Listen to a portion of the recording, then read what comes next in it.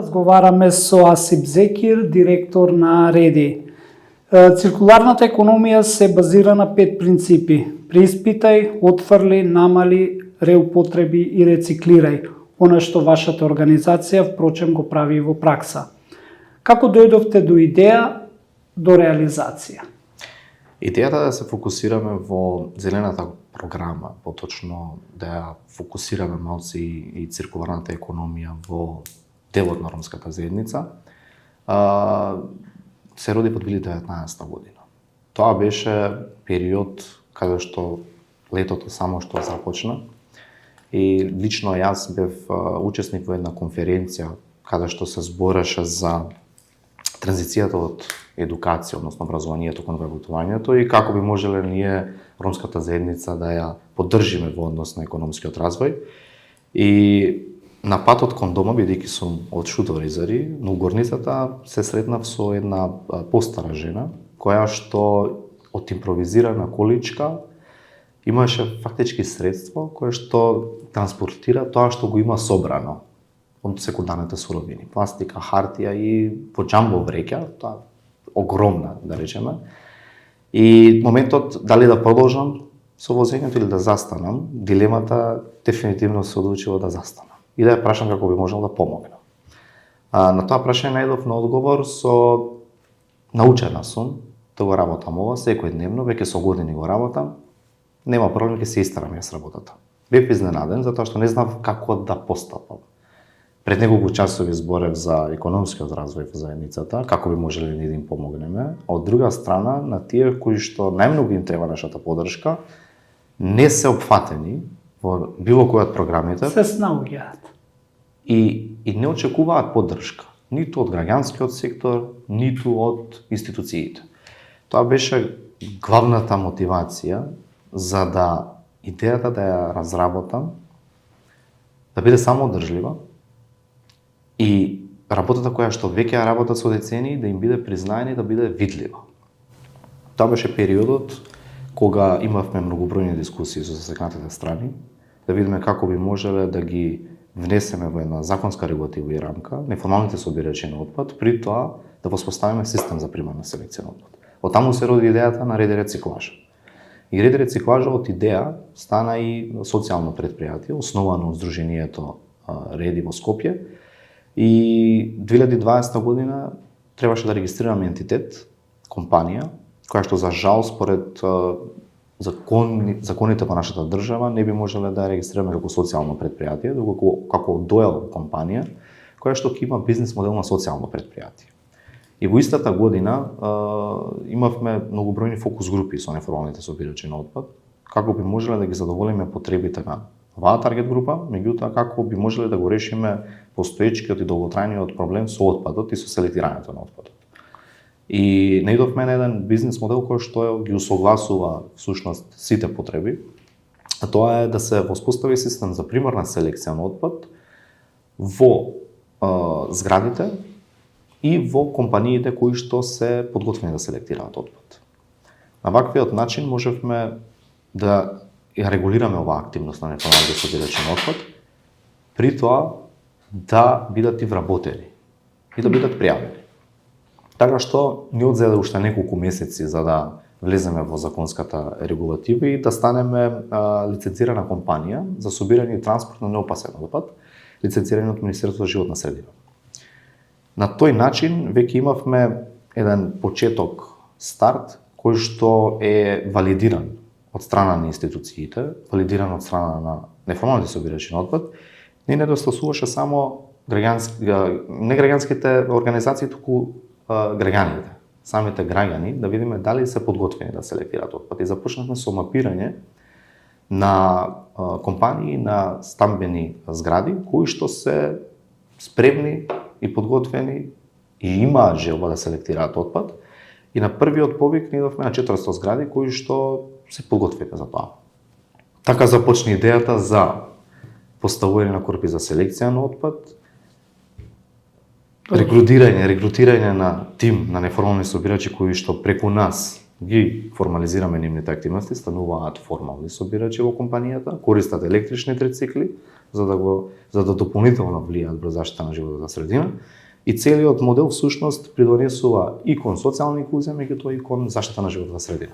Така, спомнавте дека имате неколку вработени, тоа се луѓе кои што се социјално загрозени луѓе или приматели на социјална помош, или сега се водат веќе како вработени лица, и колку луѓе имате такви на терен и колку, рековте 400 згради, но дали се тоа стамбени згради или се само компании? Имаме и стамбени згради, меѓутоа имаме и компании. Таргет групата ни се неформалните собирачи на отпад, со цел да ги формализираме и да најдеме некое решение каде што ќе ги филтрираме нивните вештини, капацитети, ќе ги градиме исто така и ќе може да најдеме и некоја друга пристојна работа за нив. Затоа што во нашата држава има бројка околу 3000 до 5000, дури се претпоставува дека бројката на неформалните собирачи достигнува, кои што мнозинството се од ромската заедница.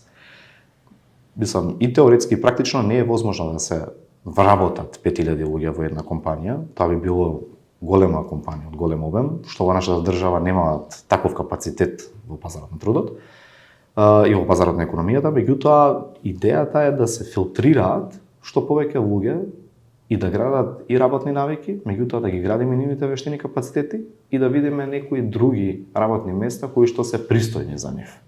И до сега има поминато над 60 неформални собирачи преку реди, кои што ги градиме нивните капацитети и ги посредуваме во други работни места, други компании, зелени компании, меѓутоа и сосема друг сектор кој што е навистина погоден за нив. Инаку во однос на бројката, моменталната бројка на вработени не се сведува од 5 до 7 во зависност од активностите на терен. Меѓутоа идејата е што повеќе луѓе да се изфилтрираат. Каде ви е таргетот, само во Скопје или низ цела Македонија? Во 2021 кога започнавме со нашите активности, биле опфатени 3 општини: Карпош, Аеродром и Кисела вода, бидејќи има добра инфраструктура и зборевме со локалните самоуправи, подготвени биле за поддршка. Во периодот на ова наше работење имаме проширено и во останатите општини во градот Скопје. Меѓутоа, идејата ни е да се прошириме се што е можно повеќе и надвор од Скопје, меѓутоа и во другите држави. Проблемот со неформалните собирачи на отпад, кои што го гледаат од некоја призма на проблем, меѓутоа тоа всушност е решение кога се гледа на инклузивно управување со отпад, го има и во сите држави во регионот Западен Балкан. Имаме и во Косово, и во Србија, и во Албанија, и во Турција ги има, и гледаме модел кој што би бил applicable или пристоен и за останатите држави. Така што нашата стратегија се сведува и кон проширување надвор од Македонија со нашиот бизнес модел. Така.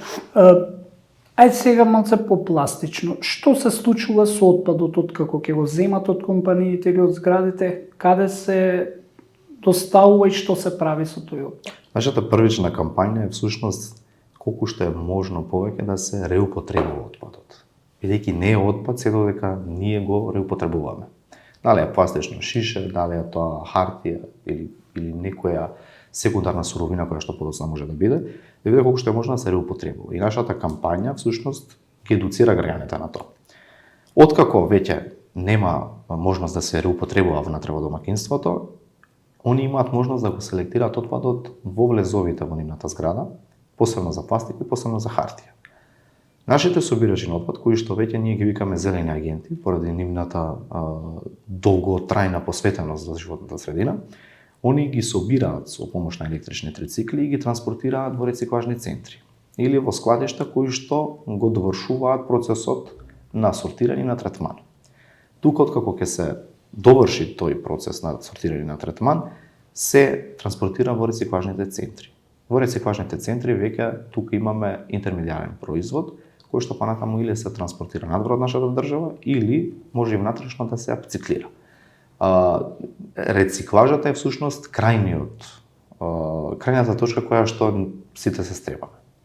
Најпрвото е да се реупотребува, да видиме како би можеле да го апциклираме или да дадеме нешто, некој друг материјал кој што би бил од корист на првичниот производ, за да може да се реупотреби повторно, и доколку не може да се апциклира некој производ, тогаш веќе преминува кон рециклажа. Дали имате пример каде што некоја фирма ви вели да ми донесете пластични шишиња или не знам да ми донесете картони, пакети, затоа што тоа прави не знам пакети за продажба на јајца, најпластично. Ние соработуваме претежно со поголемиот дел од рециклажните центри, меѓутоа и со складиштата. И они се секогаш отворени за да примаат количина од нас, секако затоа ни ги плаќаат фактички нашите собирани количини. И од делот на хартија понатаму или се произведуваат, како што веќе рековте, хартија, картони за чување на јајца, пример, или за останата употреба. Во делот на пластиката исто така имаат рециклирање во гранули, кои што понатаму се користат нели за производство. И во секој случај во Македонија има простор, има складиште, има рециклажни центри. Сега, кога станува збор за составот на пластиката, малце сме ограничени во нашата држава. Не секој вид на пластика се третира во Македонија. Во текот на нашето работење можеме да заклучиме дека PET пластиката, односно пластичните шишина кои што ги користиме за пиење на сок, на вода и слично, тие најмногу се барани по пазарот. HDP пластиката, која што може да најдеме во детергентите или тоа се вика hard density, исто така е како барана количина, што се однесува до пластиката која што се користи за еднократна употреба, како што се смути, чашките или пластичните чаши, тие не ги откупуваат и автоматски во нашата држава повторно завршуваат во дивите депонии или па во депонијата. И на тој начин можеби и граѓаните откако ќе селектираат, иако сметаат дека тоа е пластика што треба да се рециклира, меѓутоа во нашата држава таа не се рециклира. И ни требаше време да им објасниме и да ги едуцираме која пластика се селектира во нашата држава, а која пластика би требало да се одлага во контейнерите каде што се одлага целиот отпад. Сега имаше уште една можност за да се намали овој вид на отпад во мешање со други компоненти за да се произведе некоја одредена апциклирана форма на производ, меѓутоа тоа не е толку многу барано во нашиот пазар и количините дефинитивно се многу мали. Па моделот на работење, иако има влијание врз животната средина, има влијание врз социјалната инклузија, сепак сите програми, сите бизниси кои што се водат кон почитување на зелената агенда, на принципите на работење и принципите на циркуларна економија, дефинитивно се поскапи, би рекол. Самоодржливоста тука е главниот предизвик, кој што се соочуваат скоро сите социјални претпријатија, бидејќи они се во иста точка како и сите останати компании, форми на претпријатија, иако имаат компонента на социјална инклузија или било која промена во општеството. На тој начин сметам дека институциите, локалните самоуправи би требало да ги поддржат ваквите иницијативи или ваквите социјални претпријатија за да се стрема усовршување на самоодржливост. Затоа што доколку нема самоодржливост, било која иницијатива која што е во зависност од низа на проекти или нека бидат тоа инвестиции, на краток рок може би тоа да се имплементира. Меѓутоа на подолг рок, без субвенционирање, без поддршка институционална, ваквите иницијативи не би можеле да обстојуваат долгорочно. Какво е одзивот на граѓаните? Дали гледаат позитивно на вашата работа? За некоја изненаденост, на почетокот имавме многу голем број на заинтересирани граѓани, што јас лично не го очекував тоа, бидејќи сум основач на компанијата. Меѓутоа, веќе се навикнавме на голем одзив од граѓаните и можам да се пофалам со 20.000 граѓани вклучени во нашата мрежа, кои што постојано или селектираат, или не се јавуваат, или не прашуваат што треба да се рециклира, што треба да се селектира, како треба да се селектира отпадот и слично. Сега во изминативе неколку недели и месеци имавме паузирање на активностите во општината Карпош, поради тоа што немаме инфраструктура каде што би можеле да ги наполниме нашите електрични трицикли и автоматски ги повлековме курпите за селекција на отпад. И граѓаните почнале да изразат револт и кон локалната самоуправа, меѓутоа и кон самите соседи за да имаат некоја формула за плаќање за нашите услуги. Тоа всушност го докажува и нивниот удел, меѓутоа и ценењето на ваквиот вид на услуга која што не била претходно понудена.